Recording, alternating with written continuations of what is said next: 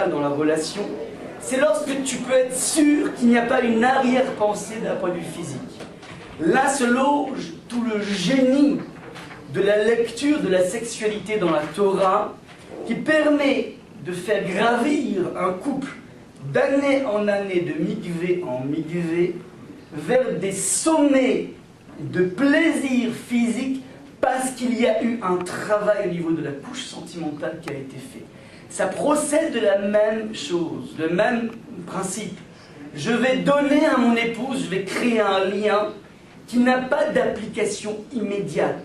Je vais être capable de pouvoir parler, sachant qu'il n'y a absolument aucune possibilité quelconque de profit physique, qui va petit à petit me faire pénétrer le monde de l'éducation sentimentale, qui fait que, au bout du compte, on arrive à un type de relation dans lequel toutes les dimensions, aussi bien physiques, sentimentales et intellectuelles, sont au beau fixe. C'est le même principe.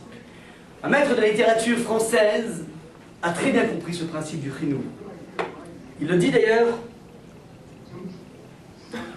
dans une scène magnifique, Le Petit Prince, Antoine de Saint-Exupéry. Il s'est occupé d'une rose, et puis d'un coup il se trouve devant un parterre de roses qui sont toutes semblables à sa rose.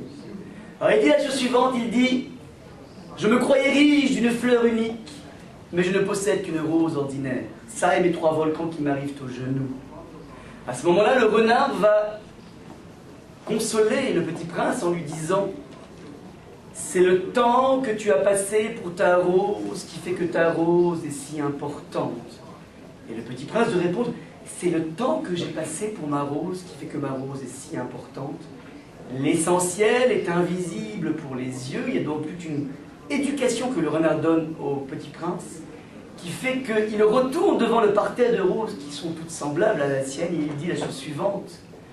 Vous êtes belle, mais vous êtes vide. On ne peut pas mourir pour vous. Vous êtes comme était mon renard, un renard semblable à 100 000 autres, mais j'en ai fait mon ami, il est maintenant pour moi unique au monde.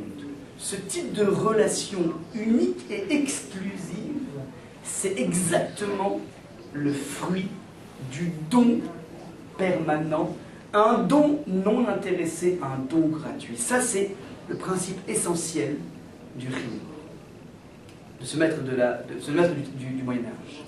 À partir de là, vous allez un petit peu comment les choses se déploient dans le cadre d'une famille. Qu'est-ce qui fait que on est capable de donner aux enfants, mais très souvent, ce qu'on donne est toujours conditionné à des résultats.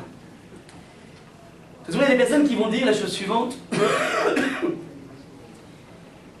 J'ai beaucoup de mal à lui donner. Alors, encore une fois, lorsque je parle de don, moins je suis dans la dimension financière, plus je suis dans la dimension sentimentale. Lorsque je parle de donner, c'est jamais de l'argent, ni des cadeaux. Donner à un enfant, je vais donner à un enfant, c'est l'idée d'avoir du temps. Être capable de jouer avec lui à un jeu de société. Il reste encore 5 minutes, s'il vous plaît. Merci. Ah. Bon bah, j'achèterai une Rolex la prochaine fois, c'est Seiko. C'est le temps, ouais. On avait synchronisé. Très souvent, les personnes ont une certaine forme de castrage qui fait, regarde, je suis prêt moi à être bien avec lui, à être gentil avec lui, à condition qu'il ait des bons résultats. Les maths, c'est pas ça, la chambre, n'importe quoi. Petit à petit, lorsqu'on conditionne son don au résultat de l'enfant, on est tout simplement en train d'atrophier le muscle de l'amour. On a dit depuis le début, plus tu donnes, plus tu muscles ton cœur. Moins tu donnes, plus tu es en train de te scléroser. Si tu attends les résultats d'un enfant pour commencer à donner, si tu attends les résultats de ton épouse ou de ton mari pour commencer à lui donner de façon franche, sincère et massive, alors force est de constater que le muscle du cœur va petit à petit s'atrophier. Ça, c'est le piège du principe de l'amour conditionnel. Si vous voulez jauger quel est le diapason, quel est le degré d'amour gratuit qui règne à la maison, faites cette expérience. Rentrez à la maison, allez voir votre fils, votre fille, achetez-lui un tout petit cadeau, une petite pensée, 5 francs suisses, pas plus que ça. Et vous lui donnez sans lui dire pourquoi. Essayez d'observer la réaction de l'enfant. J'ai fait donc ce test dans plusieurs plateformes, un peu partout dans les villes où je parle, et à chaque fois les résultats sont les suivants pour 99% des cas. Donc vous donnez à l'enfant, il dit merci, il est bien éduqué. En général, l'enfant dit mais pourquoi tu me donnes ça? Répondez-lui, ben devine. L'enfant va immédiatement dire ah oui, parce que j'ai eu un 15 en maths. Ah oui, parce que cette fois-ci j'ai pas embêté ma sœur. Ah oui. C'est-à-dire qu'il n'imagine pas, si c'est ça, il n'imagine pas le principe de l'amour gratuit. Et si vous lui dites non, non, pas du tout, je te donne ça, parce que je t'aime. Alors l'enfant va commencer à sentir quelque chose de suspect. Ça c'est un baromètre assez incroyable. Je répète, essayez de le faire de cette façon. On est tous dans la vie dans des systèmes de relations de troc. Un pas en avant, un pas en arrière, un pas en avant. Ça c'est le point.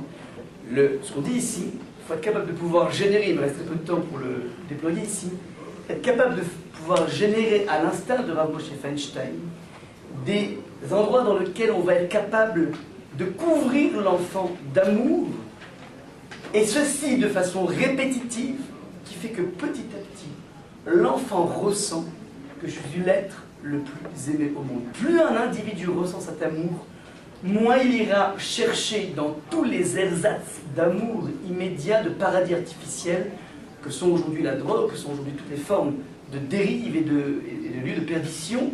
Il aura d'autant plus un attrait pour ça parce que fondamentalement, plus dans la vie, on est une structure équilibrée et l'équilibre est basé avant tout et construit avant tout par l'amour que les parents ont pu lui porter. Plus l'enfant n'aura pas besoin d'aller rechercher ailleurs. J'avais fait une conférence à Marseille une fois, et j'avais dit aujourd'hui les enfants commencent à toucher aux joints, aux drogues douces, qu'on appelle douces, à l'âge de 15 ans. Un pédopsychiatre m'a arrêté après la conférence en me disant monsieur le rabbin, vous vous trompez, je dirige un service de pédiatrie, aujourd'hui c'est 12 ans. Et le joint d'aujourd'hui n'est plus comme le joint d'avant. Il dit le joint d'aujourd'hui c'est 80% de substances toxiques. Aujourd'hui, à l'époque c'était beaucoup moins. Et donc elle me dit, on ne se rend pas compte à quel point même les drogues douces sont un danger énorme.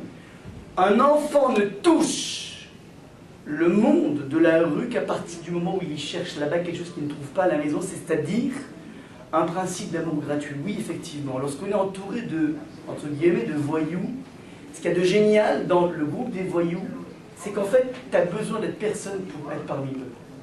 On ne te demande aucune capacité. On ne te demande aucune. Tu es tel que tu es, ça suffit pour rentrer dans le groupe.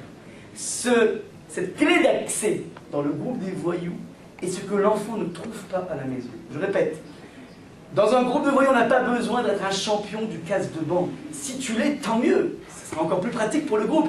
Mais il suffit juste que tu en aies marre de tes parents, tu en aies marre de tes foyers, pour que tu sois accepté parce que tu partages avec toutes les autres personnes le même sentiment. Il y a ici un point absolument névralgique, la faculté de pouvoir distiller de façon récurrente, permanente. Mon fils, je t'aime, ma fille, tu es belle, ma fille, je suis fier de toi, bravo, continue. Vous allez me dire, mais attention, c'est joli ça, c'est les bisounours. Non, c'est pas les bisounours. C'est le terrain nécessaire pour pouvoir ensuite asseoir le monde de la critique. Je ne suis pas du tout en train de nier.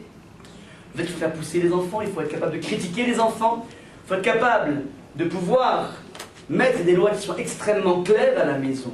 Mais plus j'ai préparé le terrain dans lequel l'enfant sent qu'il est aimé coûte que coûte, plus l'enfant sera d'autant plus enclin à écouter ce que je lui demande de faire. Rav dit la chose suivante: on ne peut faire une critique appuyée à un enfant, et il faut le faire, que si contre cette critique, on a été capable de faire 9 compliments.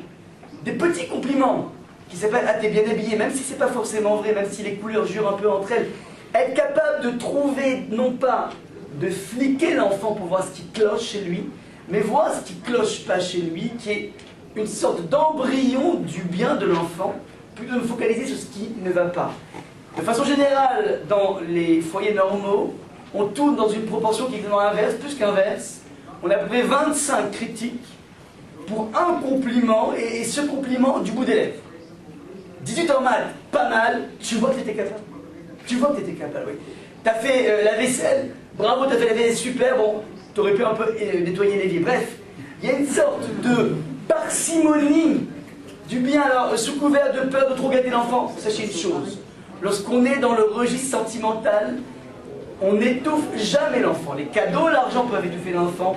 Lorsqu'on marque de façon très nette un amour, un contentement qui n'est pas forcément par le biais de la parole, ça peut être une tape dans l'épaule, ça peut être des yeux qui pétillent, ça peut être une faculté de tout simplement hocher la tête. Il y a toute une gestuelle à adopter de la part du papa et de la maman qui fait que l'enfant peut récupérer ça. Je vais finir juste sur cette chose, sur cette histoire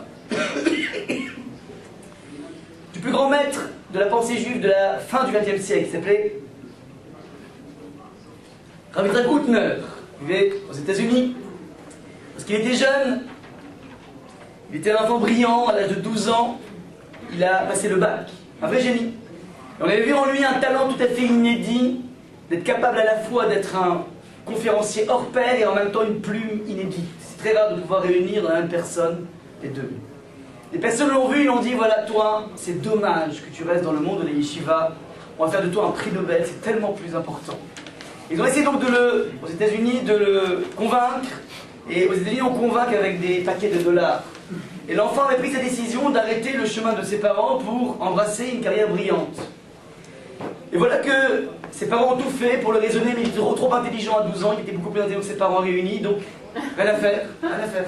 Les parents ne savaient plus quoi faire, et puis il se trouve que l'enfant n'a pas embrassé cette carrière, il est devenu le plus grand maître de la pensée juive, maître de Rav Wolbe, le maître de Rav Dessler, un génie qui est venu apporter un éclairage au monde, certainement beaucoup plus important qu'un prix Nobel, dans la mesure où il s'occupe finalement du devenir de tout le peuple juif dans sa dimension spirituelle. Alors, on m'a demandé un jour à la fin de l'année, qu'est-ce qui fait que finalement tu avais décidé, tu as arrêté?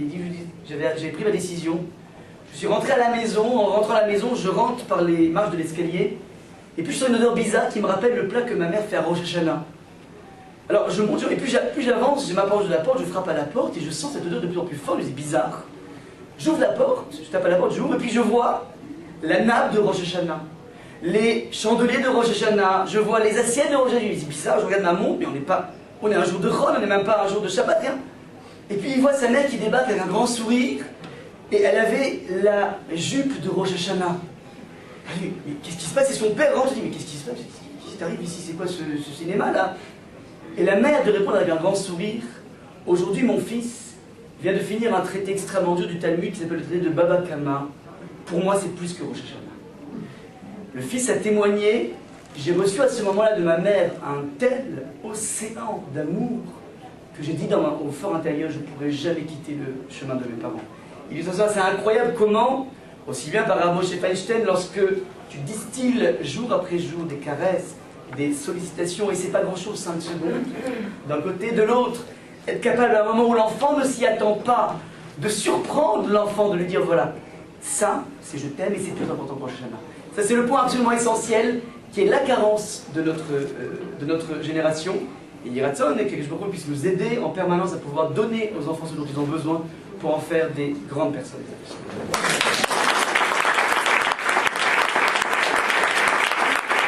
Je pense que le Rav mérite beaucoup d'applaudissements très chaleureux.